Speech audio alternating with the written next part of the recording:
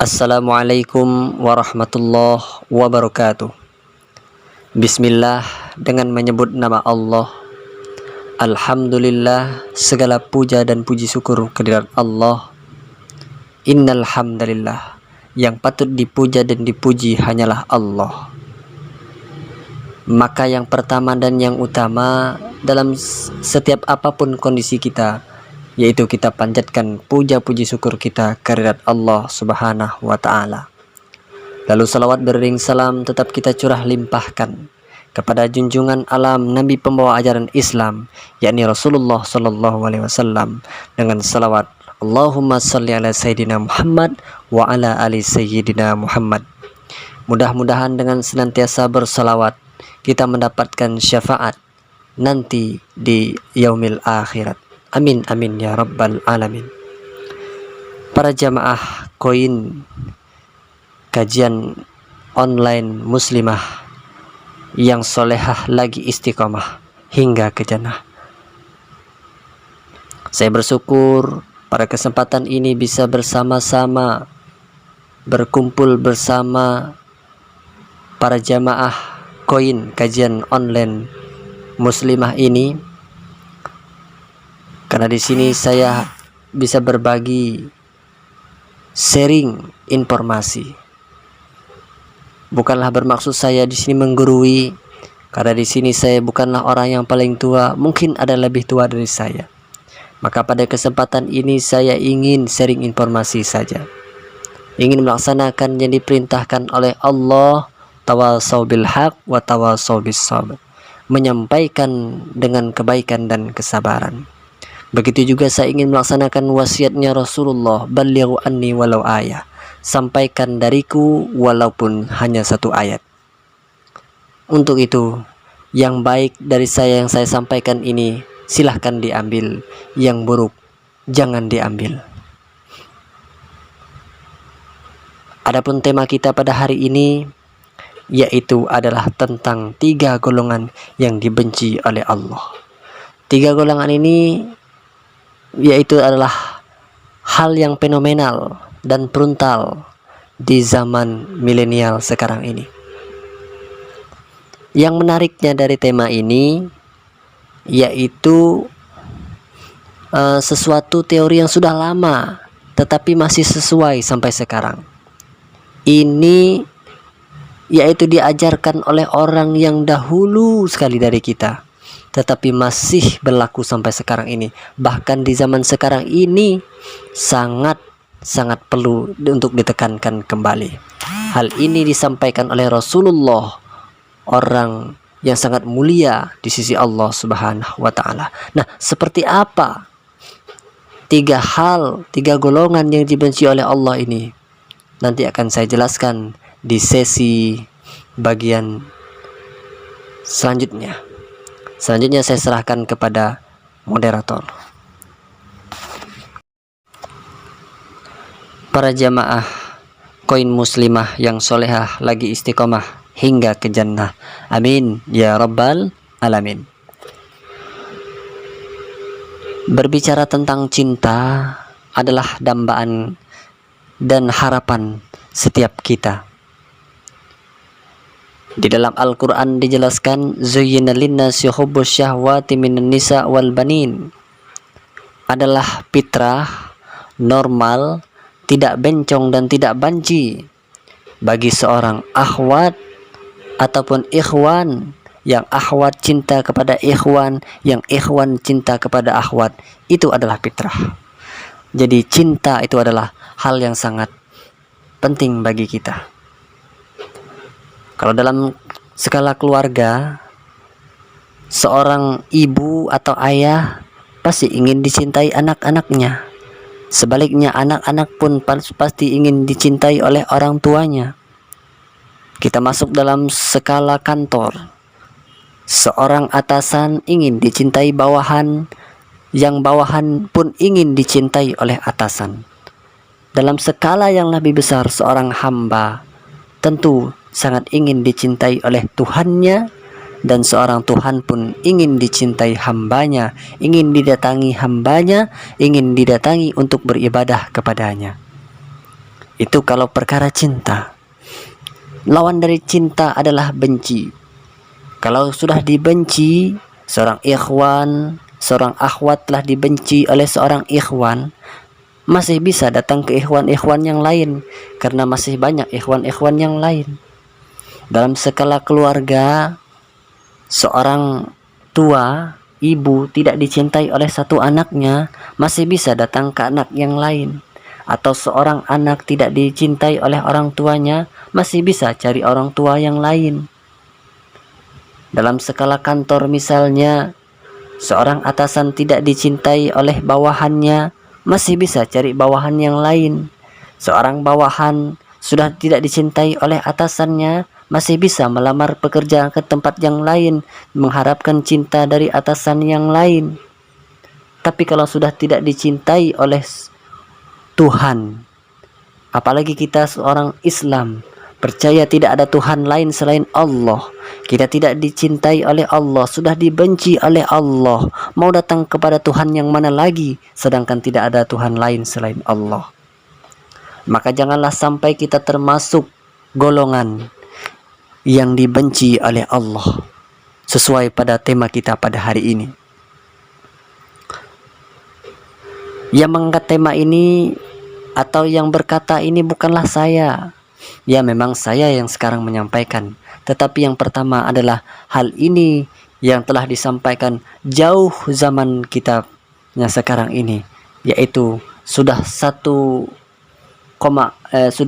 abad yang lalu, yaitu diceritakan oleh baginda Rasulullah Shallallahu Alaihi Wasallam. Namun yang diceritakan, yang disampaikan ini masih berlaku sampai sekarang. Ini dahsyatnya Rasulullah Shallallahu Alaihi Wasallam. Berangkat dari sebuah hadis ini sahih. Rasulullah Shallallahu Alaihi Wasallam bersabda, Innallaha yardulakum thalatha wa yakraku lakum thalatha. Bahwa kata Rasulullah, Allah itu mencintaimu karena 3 dan membencimu karena 3. Nah, ada 3 yang dicintai dan 3 yang dibenci. Kalau masalah yang dicintai, saya tidak ingin berkata panjang-panjang. Saya berhusnuzon kepada Allah. Insya Allah jamaah koin muslimah ini adalah orang-orang dicintai oleh Allah. Kenapa? Ada 3 di hadis itu tadi. Yang pertama yaitu adalah wa anta budullah, yaitu adalah menyembah kepada Allah. Saya berhusnuzon, saya yakin seyakin-yakinnya muslimah kajian online ini semuanya menyembah kepada Allah. Lalu kedua yang dicintai oleh Allah di hadis itu tadi, yaitu adalah wala tusyriku bihi syai'a, yaitu tidak syirik kepada Allah, tidak menduakan Allah. Saya berhusnuzon kepada Allah. Di sini adalah orang-orang yang tidak syirik kepada Allah. Lalu yang ketiga, yaitu golongan yang dicintai oleh Allah di hadis itu tadi, yaitu adalah wa anta tasimu bihablillahi jami'a wa la tafarraqu, yaitu menjalin tali Allah. Saya kembali lagi berhusnuzon bahwa semua jamaah kaum muslimah ini semuanya menjalin tali Allah dan tali silaturahim. Buktinya pada kesempatan ini kita bisa menjalin ukhuwah, kita bisa menjalin kekeluargaan bersama, bisa menghadiri bersama-sama di kajian online muslimah ini. Maka itulah sebab saya berhusnuzon kepada Allah. Semua yang di sini adalah golongan yang dicintai oleh Allah. Nah, adapun yang menjadi tema kita pada hari ini yang sangat penting untuk digali kembali dari hadis itu tadi, yaitu hal 3 golongan yang dibenci oleh Allah Subhanahu wa taala. Yang pertama, di hadis itu tadi dikatakan qila wa qal, yaitu menyampaikan sesuatu yang belum jelas kebenarannya. Sesuatu yang belum jelas kebenarannya disampaikan, itu merupakan hal yang dibenci oleh Allah. Informasi yang sering pakai katanya, saya lihat si Anu itu sering berjalan dengan si Anu. Dari mana kamu tahu? Katanya, si Anu itu korupsi di kantornya si Anu. Dari mana kamu tahu? Katanya, si Anu ini selingkuhan dengan istrinya si Anu. Dari mana kamu tahu? Katanya. Katanya. Itu adalah hal yang dibenci oleh Allah Subhanahu wa taala. Apalagi di zaman sekarang ini, maraknya perkembangan media sosial, segala macam akses bisa kita ambil dari itu, yaitu berkembangnya media sosial kita sekarang ini. Ada Facebook, Instagram, YouTube, sekarang lagi ada TikTok, snack video, dan lain sebagainya. Disitulah segala informasi mudah untuk kita dapatkan. Informasi yang hak, ada juga informasi yang hoax.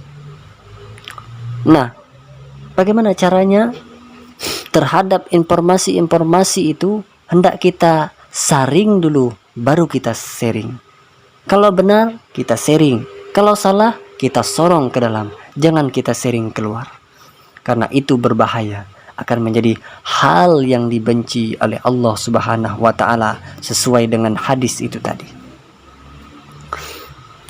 Di zaman sekarang ini agak sensitif. Saya berkata ada dua hal yang agak sensitif untuk dibicarakan di zaman sekarang ini. Yang pertama adalah masalah COVID-19. Kalau sudah ada informasi terkait dengan COVID-19, orang pasti sangat ingin mendapatkan informasi itu dulu. Tidak peduli dia mau informasi itu benar atau salah. Kalau sudah COVID, pasti orang cepat-cepat menanggapinya dan akan disampaikan, tidak peduli itu yang hak atau hoax, tidak yang peduli itu yang batil atau yang betul. Lalu hal yang agak sensitif sekarang ini yaitu adalah hal terkait dengan pemerintah, mengkritisi pemerintah. Kalau yang dikritisi itu benar, itu bisa jadi gibah. Kalau yang dikritisi itu salah, itu bisa jadi fitnah. Sama-sama dosa. Apalagi tidak benar, itu bisa menjadi hoax, dan itu adalah hal yang dibenci oleh Allah. Qila wa qal, sesuatu yang tidak jelas kebenarannya dia sampaikan. Itu yang dibenci oleh Allah, yang pertama di hadis itu tadi. Lalu yang kedua, yaitu hal yang dibenci oleh Allah adalah wa kasratus su'al, yaitu terlalu banyak bertanya. Nah, terlalu banyak bertanya juga hal yang dibenci oleh Allah. Memang yang pertama tadi itu menyampaikan sesuatu berita yang belum jelas kebenarannya harus banyak bertanya. Tetapi banyak bertanya di sini adalah yang dimaksud pertanyaan yang tidak seharusnya ditanyakan, dia tanyakan. Itu malah menjadi hal yang dibenci oleh Allah. Apalagi di zaman sekarang ini, melihat sesuatu yang janggal, yang agak aneh, semua ditanyakan. Pernah suatu cerita itu, ada seorang santri bertanya kepada ustadznya, "Ustadz, saya tadi wudhu, lalu saya kentut. Mohon maaf, kentut. Ini pasti batal kan Ustadz?" "Iya, batal." Yang menjadi pertanyaan saya, yang kentut itu pantat. Kenapa yang dibasuh malah muka, tangan, telinga, kaki, dan lain sebagainya Ustadz? Seharusnya yang dibasuh itu pantat. Nauzubillahi min dzalik. Hal semacam ini pun dipertanyakan. Untung ustadznya pintar. Kata ustadznya, kamu yang kentut memang pantat, tetapi yang malu muka, makanya harus cuci muka. Oh, seperti itu ya Ustadz? Iya. Makanya kita harus cerdas dalam menanggapi hal ini. Nah, pertanyaan semacam itu tidak seharusnya dipertanyakan, karena itu sudah jelas diperintahkan oleh Allah. Berwudu itu seperti ini.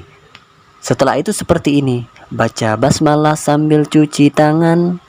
Kumur-kumur basuh hidung, basuh muka.